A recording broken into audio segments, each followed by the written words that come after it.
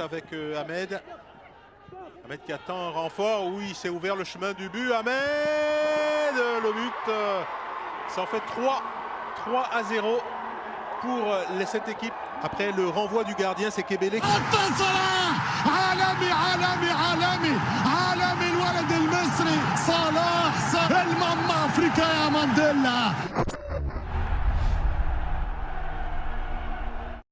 Harka fuunee shamaa akkam jirtu kabajamtootaa fi hordoftoota qophii ispoortii odeeffannoo ispoortii miidiyaa afaan oromoorraa odeeffannoo ispoortii torban kanaa qabannee isinii dhiyaannee jirra. Odeeffannoo ispoortii torban kanaa kan isinitti himu ana Maddin Siraajiim qophii ispoortii miidiyaa afaan oromoo waliin turtii gaarii isiniin jennam.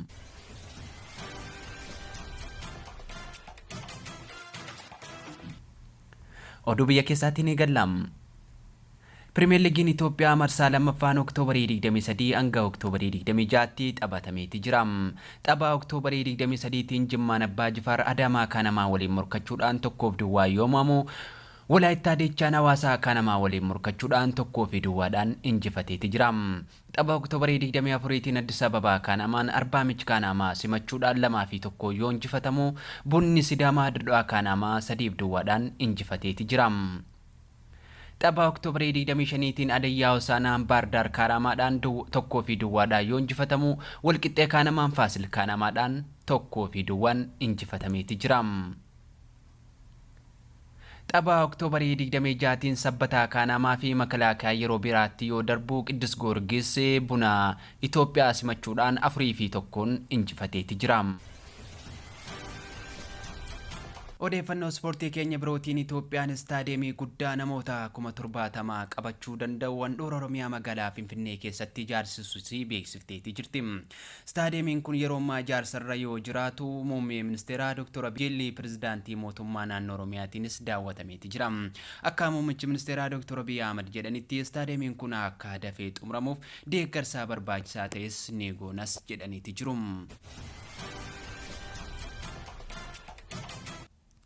Egaa kabajamtootaa fi hordoftoota keenya kunneen oduu biyya keessaatii amma gara oduu biyya alaatti isin dabarsina. Tapha hawwii cimaa kilaasikoo torbee kana hawwii cimaan eegamaa ture. Tapha La Liga Spainiin Barcelona Andrees irratti Real Madrid simachuudhaan 2-1 injifatamee jira. Premier League England torbee kana hawwii cimaan eegamaa ture. Manchester United dirreesaa Old Trafford irratti Liverpoolin simachuudhaan 5-2 yoo injifatamu. Tapha Serie A torbee kana hawwii cimaan eegamaa ture. Roma Andrees irratti Napoli simachuudhaan 2-2 bahuun qabxii qooddatanii jiru. Tapha loogii Faransaay torban kana hawwii cimaan eegamaa ture. Olympic Martial dirreesaa irratti Paris Saint-Germain simachuudhaan 2-2 bahuun qabxii qooddatan. Serie A torbee kana hawwii cimaan eegamaa tureen Inter Milan dirreesaa irratti Juventusin simachuudhaan 1-1 bahuudhaan qabxii qooddatanii jiru. Tapha La Liga Spain birootiin Atletico Madrid dirreesaa irratti Real Sociedad simachuudhaan 2-1 bahuun qabxii qooddatanii jiru. Egaa kabajamtootaa fi hordoftoota keenya kunneen oduu ijoodha amma gara bal'ina isaatti isin dabarsina.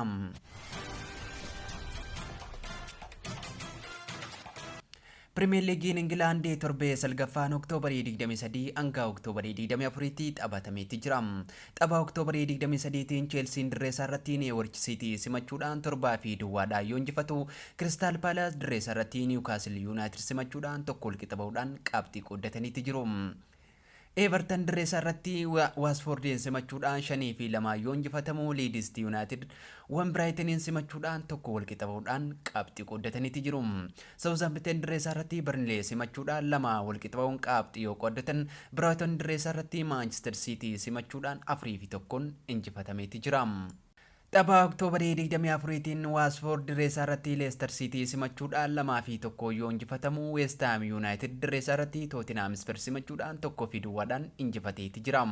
Tapha Premier League England torbee kana hawwii cimaan eegamaa ture. Manchester United dirreesaa Old Trafford irratti Liverpoolin simachuudhaan 5-2 injifatamee jira.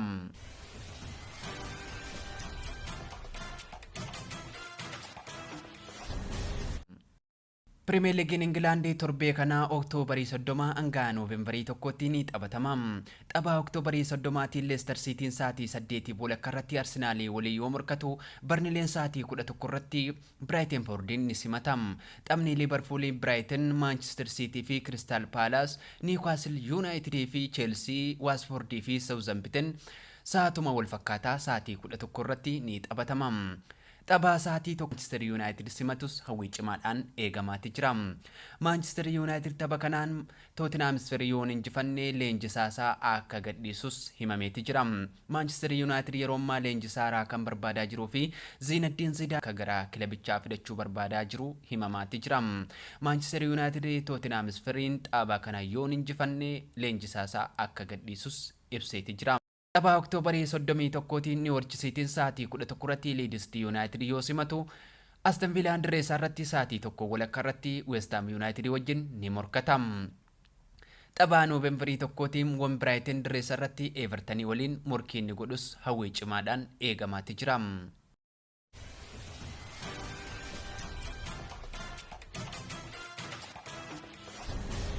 Gabatee Premier League Englandiin Chelsea qabxii 22 yoo dursu Liverpool qabxii 21 sadarkaa lammaffaa irratti argama.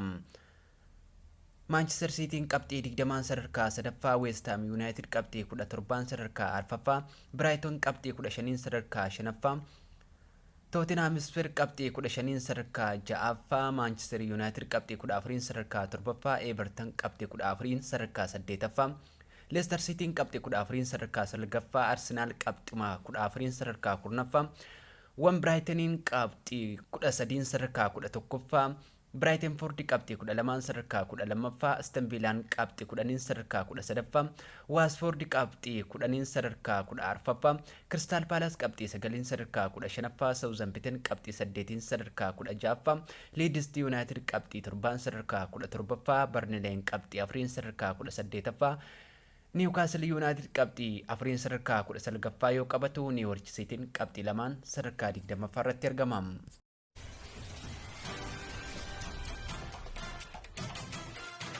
Gara La Ligaa Spainitti yoo sin dabarsinu, La Ligaan Spain torbee kurnaffaan Oktoobarii 22 hanga Oktoobarii 25tti taphatamee jira.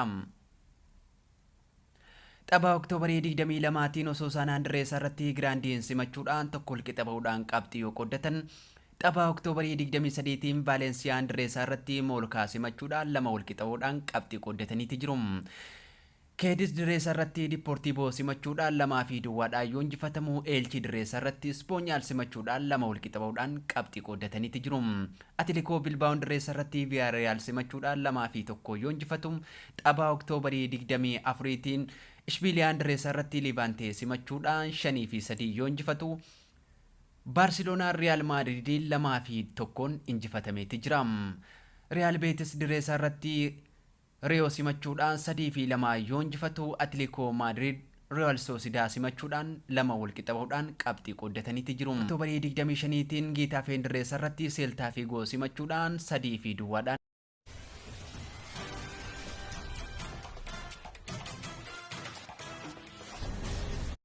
Gabatee La Ligaa Spain Real Sociedad qabxii 21 yoo dursu, Real Madrid qabxii 20 sadarkaa lammaffaa irratti argama.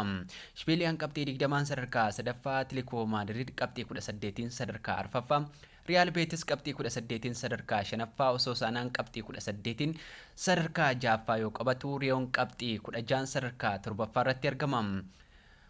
Atletico Bilbao qabxii 16 sadarkaa 8ffaa yoo qabatu, Barcelonaan qabxii 15 sadarkaa 9ffaa irratti argama.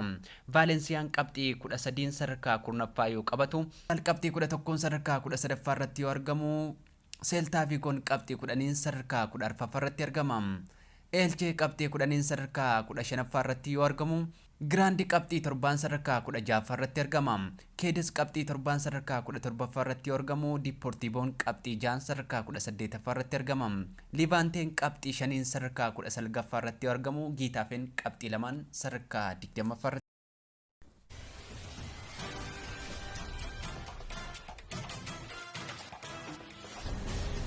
Egaa kabajamtootaa fi hordoftoota keenyaa qophii ispoortii miidiyaa afaan Oromoo irraa odeeffannoo ispoortii torban kanaaf qabannee dhufnee kana fakkaata. Odeeffannoo ispoortii isin biraan ga'uudhaan kan isinii waliin ture ana Maddis Raajim, ogeessi kaameraa fi teeknikaa keenya Nuraddiin Shaafii waliin ta'uudhaan odeeffannoo ispoortii arawaa qabannee hanga walitti deebinutti qophiiwwan ispoortii miidiyaa afaan Oromoo afanii waliin turtii gaarii isiniin jenna.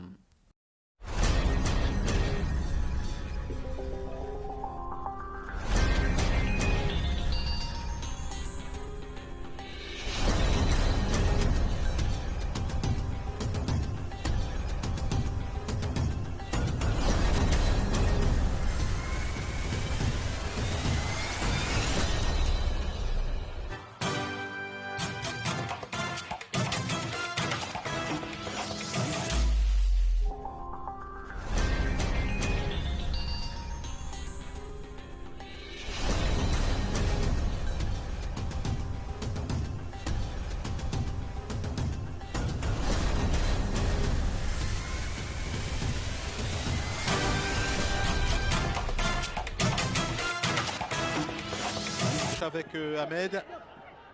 Ahmed qui attend un renfort. Oui, il s'est ouvert le chemin du but. Ahmed, le but.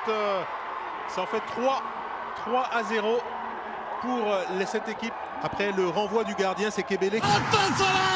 عالمي عالمي عالمي عالمي الولد المصري صلاح الماما افريقيا يا مانديلا.